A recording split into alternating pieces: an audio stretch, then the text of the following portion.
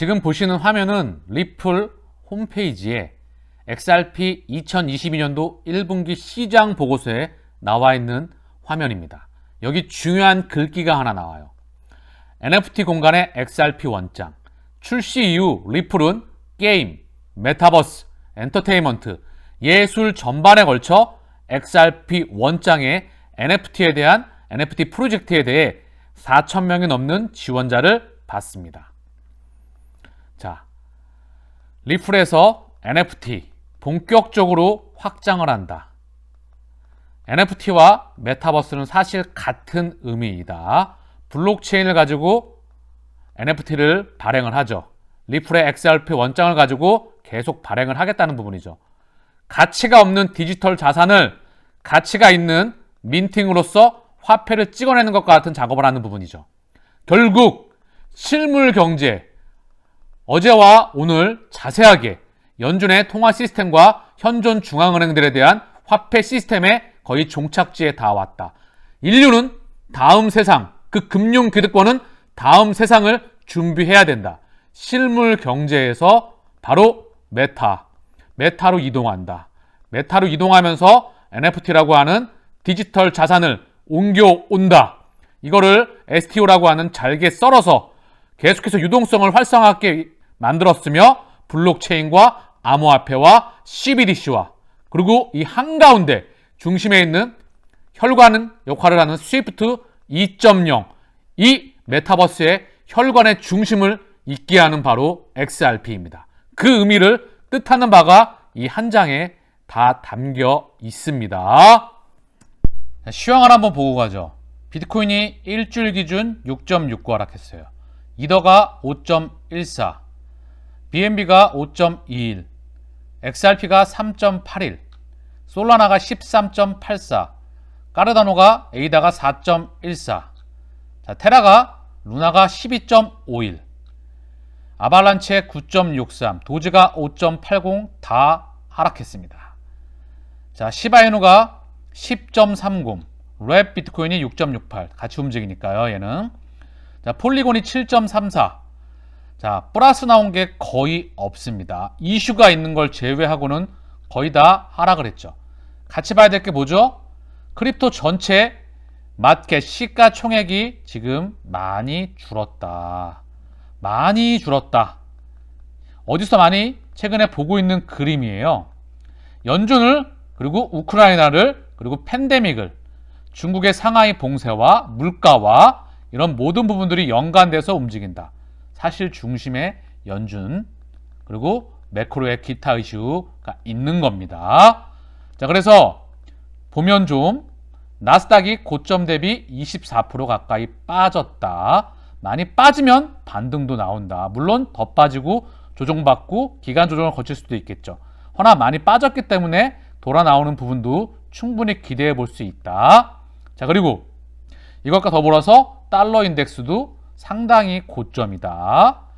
튀면 내려오는 구간도 있다. 그게 더 중요하다.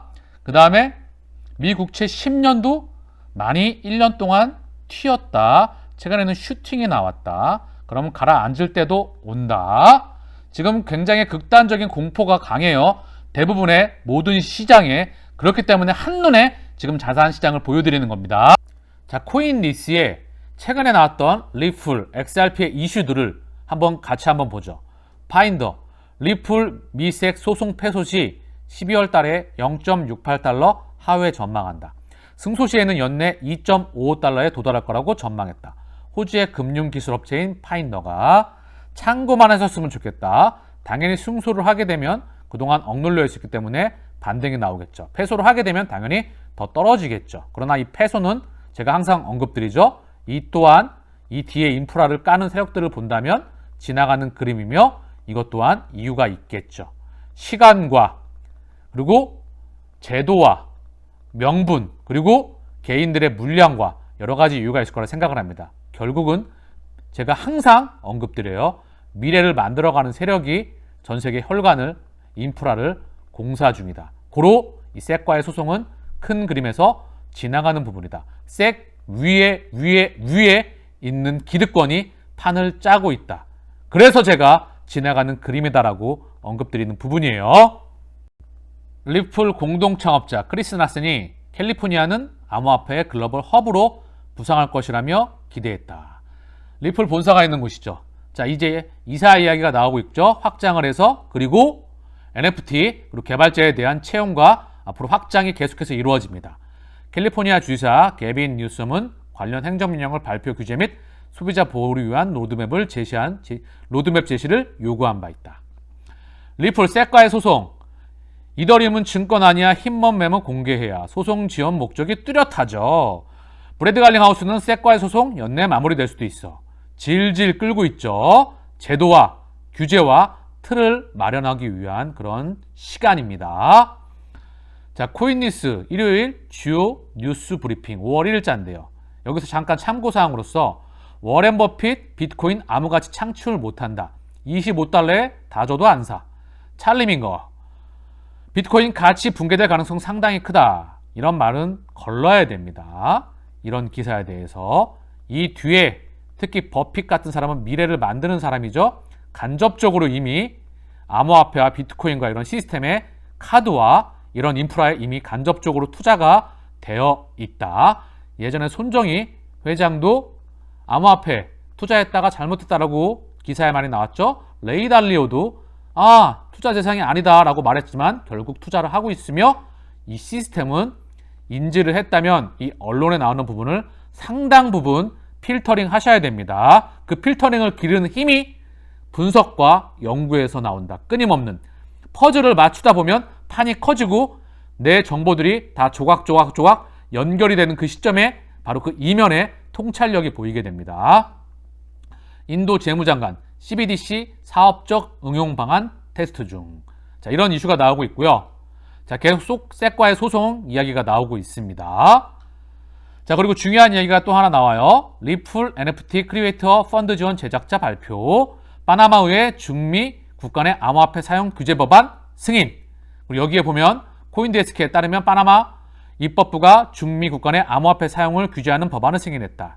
비트코인, 이더리움, 리플, 라이트코인, 그리고 스텔라 루멘, 알고랜드 등 지불 수단으로 제한 없이 사용할 수 있는 내용이 포함됐다. XRP. 아태 지역 리플 총괄이 색 소송과 ODL 도입에 영향이 없죠. 이 부분에 대해서 다시 한번 언급을 했고요.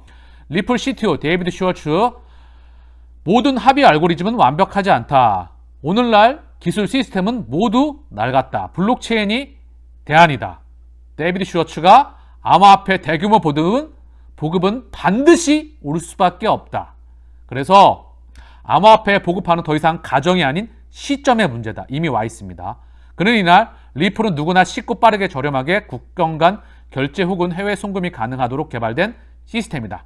블록체인의 발전의 가장 중요한 부분은 페이먼트, 즉 결제, 송금, 지급, XRP는 환전까지 담당을 합니다. 혈관에 대한 모든 부분, 그리고 가치가 있는 모든 이동을 담당한다. 비트코인, 이더리움, 금, 원자재 모든 시스템에 가치가 있는 것은 가능하다. 지금 블록체인에 물려있는 돈을 생각한다면 결제 문제를 해결하지 못하는 것은 창피한 일이다. NFT는 물론 암호화폐는 결국 시장에 팔아야 한다. 모든 블록체인 기반 애플리케이션에 구동되기 위해서는 돈의 이동이 빠르고 효율적이어야 한다. 블록체인은 무궁무진한 기회가 존재한다. 결제 확장성 등 문제가 해결된다면 암호화폐의 대규모 채택은 반드시 온다. 다음번 통화 이제 긴축이 끝나고 금리 중립금리에서 다시 한번 통화 완화가 오면서 제로금리와 양적 완화와 질적 완화가 시작될 때 XRP와 CBDC와 스위프트 2.0의 속도와 금융기관의 XRP가 꽂히는 그 가속도는 분명히 올 수밖에 없으며, 그때 XRP는 찐 상승, 폭발이 일어나리라 생각을 합니다. 리플 CU, 셋과의 소송 폐쇄에도 비즈니스 영향받지 않는다. 해외에서 95% 사업이 이루어지고 있다 라고 지금 언급하는 내용인데요. 이 이면에 진짜 이유가 항상 있다 말씀을 드렸죠. 브래드 갈링하우스의 이력을 보게 되면 야후와 실버, 그쵸? 여기에는 글렌 허친스 그리고 손정희가 있다. 손정희 뒤에는 비전 펀드가 있고, 글렌 허친스는 뉴욕 연은과 나스닥 전 회장과 전 세계 기득권 중에 한 중요한 파일을 차지한다. DCG와 그리고 베리 실버트와 그리고 그레이스케일, 이 부분이 연결되어 있으며 다음 세상의 중심에 있다. 이게 중심이고요. 당연히 영향은 큰 그림에서 지나가는 부분이다. 자, 그래서 연준에 남아있는 카드, 이 마지막 카드를 쓰는 시기는 자, 이번에 긴축의 시대가 끝나고 금리 상단이 결코 높지 않을 거라 생각을 해요. 2017년도, 18년도 기점으로 2.5%였기 때문에 금리가 결코 높지 않을 수 있다. 이 금리 상당, 중립금리까지 도달을 하고 나서 다시 한번 금리 인하의 시기가 올 것입니다. 그때도 변함없이 제로 금리와 양적 완화, 그리고 질적 완화까지 할 확률이 높겠죠. 이 시기에 돌입할 수 있는, 이 시기와 맞물려서 현 통화 시스템의 막바지에 이르는 겁니다. 요거와 맞물려서 스위프트 2.0 시대가 본격적으로 이제 같이 한번 1.0 시대와 같이 공존하면서 스위프트 2.0 시대가 본격적으로 점유율이 커지면서 전 세계 중앙은행 CBDC가 도입이 됩니다. 맞물려서 XRP가 전 세계 금융기관들에 꽂히게 된다. 이 시기가 도래할 거라 생각을 해요. 그래서 연준에 남아있는 카드는 뭐냐? 마이너스 금리예요. 이게 우리가 쓰고 있는 시중금리의 마이너스를 때리는 게 아니라 중앙은행, 금융기관들은 중앙은행들과 거래를 하죠. 현재는 개인들은 중앙은행들과 거래할 수가 없잖아요. 한국은행은 금융기관들과만 거래를 하지 개인들과는 안 하죠. 근데 이제 CBDC는 개인들과 직접 거래할 수 있게 됩니다. 통제가 가능해진다. 도매용과 소매용이 있다. 자, 어쨌든 다시 넘어와서 현재 마이너스 금리가 뭐냐? 이거는 금융기관이 중앙은행에 예치하는 금리에다가 바로 마이너스 금리를 때리는 겁니다. 부작용이 상당히 커요. 그래서 금융기관에게 중앙은행에 돈 맡기지 말고 니네 맡기려면 이자 내야 된다. 밖에다가 뿌려. 이렇게 해서 경기를 어거지로 부양하려고 하는 그런 시스템이에요. 상당히 부작용이 크다. 자, 그 다음에 일드 캡이 있어요. 두 번째로. 이거 뭐냐? 자, 미국 정부에서 경기를 부양하기 위해서 국채를 막 새로 찍어내서 막 인프라 정책을 막 실시를 해. 자, 바이든의 추가 부양책이 있겠죠? 원래 경기가 망가지면 쓸 수 있는 게 많지 않아요. 통화 재정 정책이. 중요한 건 어쨌든 국채를 새로 발행해가지고 계속 찍어내서 이 국채로 새롭게 무엇을 하려고 한다. 그러면 국채 발행량이 많이 늘어나게 되면 국채 가격이 떨어지겠죠. 그쵸? 급속도로 떨어지게 되면 반대편에 있는 국채의 금리는 급등하게 됩니다. 그럼 어떻게 되죠? 시장에 충격이 오게 돼요. 금융시장과 실물 경제에. 그래서 연준이 어떤 카드를 쓰냐? 자, 금리 상단을 딱 연준이 정해요. 금리 1% 이상은 절대 못 올라와 하고 연준이 이걸 다 받아갑니다. 시장에 니네 국채금리 팔면 우리가 다 받아낼 거야. 그러면서 시장의 안정을 취한다는 거죠. 근데 이것도 결국 돌아보면 연준이 돈을 계속해서 찍는 거다. 당연히 폐해가 있을 수밖에 없다. 자, 마지막 제가 질적하다라고 언급을 했죠. 자, 회사채를 매입할 수가 있다. 지난번 ETF를 통해서 회사채를 매입하다가 찔끔하고 말았습니다. 그래서 이 회사채 매입이 남았다. 결국 크게 보면 머리에 꽂히게 이해를 시키면 돈을 찍는 것밖에 없다. 금리를 내리고 더 이상 금리를 내릴 수 없어서 양적 완화와 돈을 찍어서 국채와 MBS, 주택담보부 저당증권, 파생상품, 이 파생상품을 매입했다. 여기에 한 단계 더 나아가서 회사채, 이것까지 매입을 하게 된다. 그만큼 화폐가 마지막까지 치달게 되는 부분이죠. 그래서 이것과 맞물려서 결국은 바로 암호화폐의 시장과 블록체인과 스위프트 2.0의 도래와 메타버스가 같이 움직이는 부분이다. 자, 정리할게요. 연준의 대차대제표, 연준의 자산 규모입니다. 4.2조 달러에서 찔끔 줄여서 1조 달러도 못 줄였다. 그래서 3.7조 달러 그 근방에 플러스 마이너스 알파에 있었다. 다시 폭발적으로 늘어나서 2배 속도로 9조 달러 근방에 있다. 이 돈들이, 자, 이 엄청나게 많은 1경에 가까운 돈들이 다시 한번 레버리지가 일어나게 되죠. 그래서 이게 실물 경제로 가야 되는 게 아니라 실물 경제로 가지 못하고 가긴 갔으나 많은 자산들이 대부분 자산시장으로 흘러들어왔다. 주식, 부동산, 채권, 원자재, 그리고 암호화폐 시장까지. 그리고 이걸 기초자산으로 한 파생상품으로 자산시장에 어마무시하게 현재 많이 들어와 있다. 금에도 들어가 있죠. 그래서 안전자산과 위험자산의 현재 경계가 무너져 있습니다. 이 많은 돈들이 결국은 자산시장으로 다 들어와 있는 겁니다. 그래서 기현상이 나온 부분이고요. 결국은 이걸 줄이더라도 많이 줄일 수가 없습니다. 왜? 양털깎기의 시대가 끝났기 때문에. 다시 한번 긴축의 시대가 끝나고 다시 한번 부양책의 시대로 돌아옵니다. 그때 XRP의 가속도는 붙어 나갈 것이라 생각을 합니다. 여러분, 지금 설명을 들으셨다면 문명이 이동하고 있는 것을 깨달으셔야 됩니다. 전체 큰 지각판이 움직이고 있습니다. 2008년도 리만 브라더스 금융위기로부터 비트코인과 블록체인이 탄생하였습니다. 은행 시스템을 바꾸자라는 명분으로. 그러나 지금의 영상을 보셨다고 한다면 통화 시스템의 현재 막바지에 이르렀다는 것을 깨달으셨을 겁니다. 그리고 스위프트 2.0은 같이 가게 될 수밖에 없습니다. 물질의 시스템과 돈의 규칙과 시스템이 바뀌어가고 있는 겁니다. 즉, 물질, 가치가 있는 것의 전환입니다.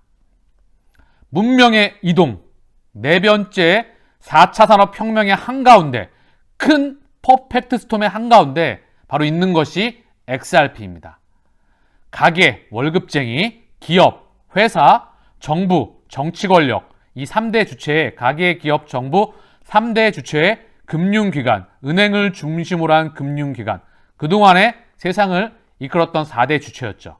이 4대 세력가 가운데 세상을 통제하고 시스템의 중심에 가장 위에 있었던 부분은 금권, 금융 권력이었습니다. 즉, 금권이었다.